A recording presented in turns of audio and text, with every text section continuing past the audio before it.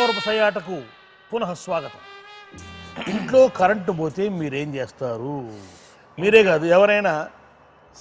అది కాదు మా క్వశ్చన్. మీరేం చేస్తారు? ఇంట్లో కరెంటు పోతే మీరేం చేస్తారు? ఏ కర్మ అనుకుంటారు, బి కరెంట్ ఆఫీస్కు ఫోన్ చేస్తారు, సి పక్కింట్లోకి చూస్తారు, డి గవర్నమెంట్ను తిట్టుకుంటారు. ఇంట్లో కరెంటు పోతే ముందు మాత్రం కొవ్వొత్తి వెలిగిస్తానండి నేను. ఓ అగ్గిపెట్టి తీసుకుని కొవ్వొత్తి వెలిగించడం అసలు ఆప్షన్స్లో ఏముందో అందుకే ఇది మనం మీ ఉద్దేశం ఎంటర్టైన్మెంట్ పాయింట్లో చేయాలనే ఉద్దేశంతో చేసిందే. అసలు ఏ పాయింట్ అనేది మేము కూడా బయటపడి చెప్పము. ఇంట్లో కరెంటు పోతే మీరేం చేస్తారు? ఇంట్లో కరెంటు పోతే మీరేం చేస్తారు? కర్మ అనుకుంటారు, అనుకోను. కరెంట్ ఆఫీసుకి ఫోన్ చేస్తారు, అది అంత ఆలోచన వెంటనే రాదు. పక్కింట్లోకి చూస్తారు, గవర్నమెంట్ని తిట్టుకుంటారు. గవర్నమెంట్ని ఏం తిట్టుకుంటాం, అట్లాంటిది ఏమి ఉండదు.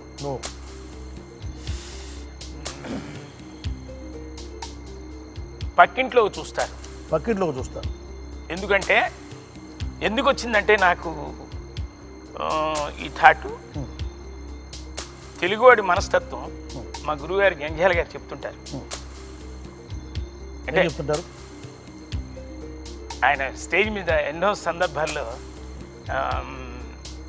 కరెంటు పోతే ఒరే ఒరే మా పక్కింట్లో కూడా కరెంటు పోయిందని చూడరా అంటాడు. అంటే వెళ్ళి చూసి వచ్చి, నాన్న అక్కడ కరెంట్ పోయింది నాన్న అంటే, అక్కడ కూడా పోయింది కదా హ్యాపీ అంటాడట. అది జంధ్యాల గారు స్టేజ్ మీద చాలాసార్లు చెప్పారు. మరి మనం ఫన్ కోసం చూసుకుంటే పక్కింట్లోకి చూస్తారు. అడగమంటావు చింతామణి? అడగండి. చింతామణి ఫన్ కోసం చూస్తున్నాడు హనుమంతరావు. నువ్వు కొంచెం సీరియస్గా సమాధానం చెప్పి ఇది సరైన సమాధానమా కాదా? సి పక్కింట్లోకి చూస్తారు. హనుమంతరావు నువ్వు సామాన్యుడు కాదు.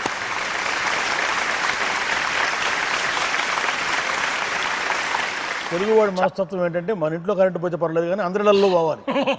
చుట్టుపక్కల ఇళ్లలో కూడా పోతే మనకు తృప్తి. మనకి 3 గంటల తర్వాత వచ్చినా పర్వాలేదు. అందరిళ్ళలో పోతే మాత్రం హాయ్ మొత్తం పోవాలి. అదే మనం ఒక్కింట్లో కాదు. ఇప్పుడు వెనకటికి ఢిల్లీలో ఒక జాతీయ పీతల మహాసభ పెట్టారట. పీతలు అంటే తెలుసు కదా. ఆ పీతల మహాసభ పెడితే అన్నిటికీ కొన్ని పీతలు సీసాల్లో వేసి వాటి మీద మూతలు బిగించారనమాట. ఒక సీసా మీద మాత్రం మూత బిగించలేదు. ఆ ఎగ్జామిన్ చేసేటువంటి ఒక అధికారి వచ్చాడు అనమాట. వచ్చి ఎవరిదయ్యా ఈ సీసా, ఏ రాష్ట్రంది ఇది, మూత పెట్టలేదే, అవి పీతలన్నీ బయటికి పోతాయి కదా అన్నారు. అంతలోకి పక్కన ఉన్నాడు నీబోటోడు, ఆ సీసా ఎంబడిది. మీకేం కంగారు లేదు సార్, ఇది ఆంధ్రప్రదేశ్ది. ఒక పీత బయటకు వస్తే రెండో పీత దాన్ని కాలు పట్టుకుని కిందకి లాగేస్తుంది. కాబట్టి మా పీతలు మూత పెట్టకపోయినా ఎక్కడికి పోవు. ఎవడన్నా పైకి వస్తే రెండో వాడు పక్క నుంచి కాలు పట్టుకుని కిందకి లాగేస్తుంటాడు. చాలా సంతోషం, నువ్వు దానికి ప్రత్యక్ష సాక్ష్యంగా అదే ఉద్దేశంతో సమాధానం చెప్పావు. కరెంటు పోతే పక్కింట్లోకి చూస్తావా? కరెంటు పోతే ఎంబటే కరెంట్ ఆఫీస్కి ఫోన్ చేసి, ఏమంటే మా ఇంట్లో కరెంటు పోయింది ఎప్పుడు వస్తుంది అంట అడగవా? అంటే తెలుగువాడి మనస్తత్వం గురువుగారు చెప్పింది గుర్తొచ్చింది. Very good. చూద్దాం ఎంతకాలం నీకు అనుసంధానం జరుగుతుందో చింతామణితో.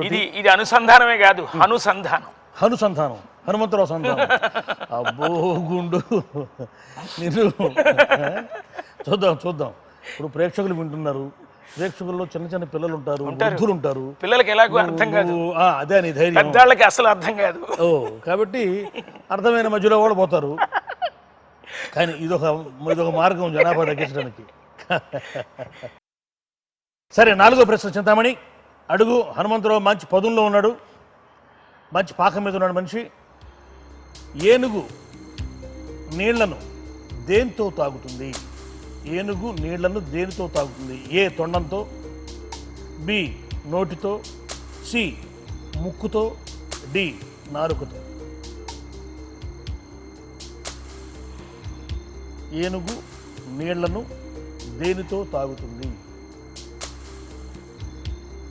నీళ్ళని తాగడం అంటే దానికున్న మనకి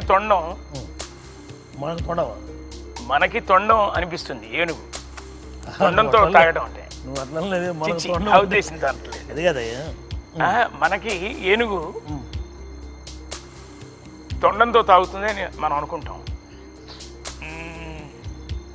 నోటితో తాగటం, మనం నోటితో తాగుతాం కదా, మరి దానికి తెలియదు కదా, తొండంతో అని అనుకోదు కదా.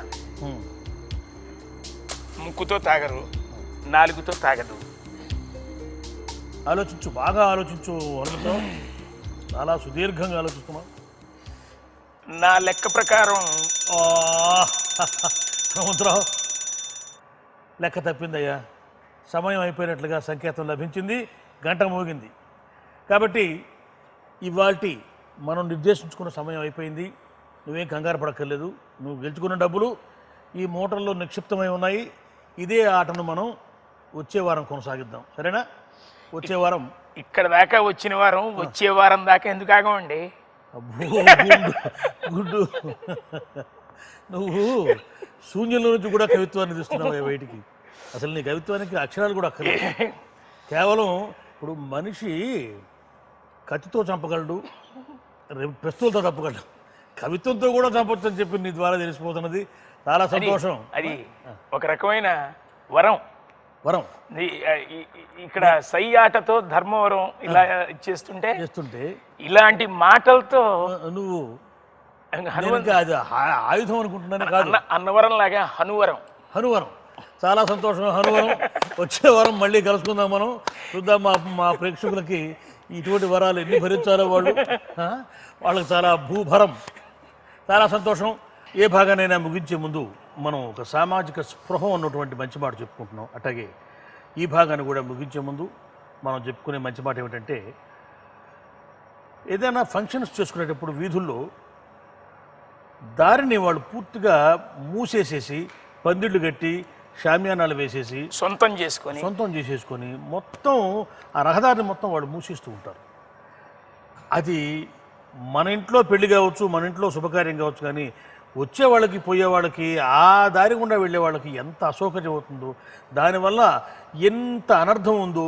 ఆఫీస్కి వెళ్ళాలనుకుంటారు, హాస్పిటల్కి వెళ్ళాలనుకుంటారు, అటుకుండా ఉన్నది ఆ ఒక్కటే దారి, అక్కడ దాకా వస్తారు. ఉదయం పూట బాగానే ఉంటుంది, మధ్యాహ్నం వచ్చేసరికల్లా ఆ రోడ్డు బ్లాక్ అయిపోయి ఉంటుంది. అది మాత్రం మన సంతోషమే కాదు, పక్క వాళ్ళకి సౌకర్యం కూడా ఆలోచించాలి. అది ఒక్కటి గుర్తుపెట్టుకోండి. చిన్న చిన్న వాటికి, చిన్న చిన్న ఫంక్షన్లకి ఎక్కడికి వెళ్ళగానే మేము ఫంక్షన్ హాల్ బుక్ చేయాలంటే వేలల్లో ఉంది కదా అని చెప్పడం సరైన సమాధానం కాదు.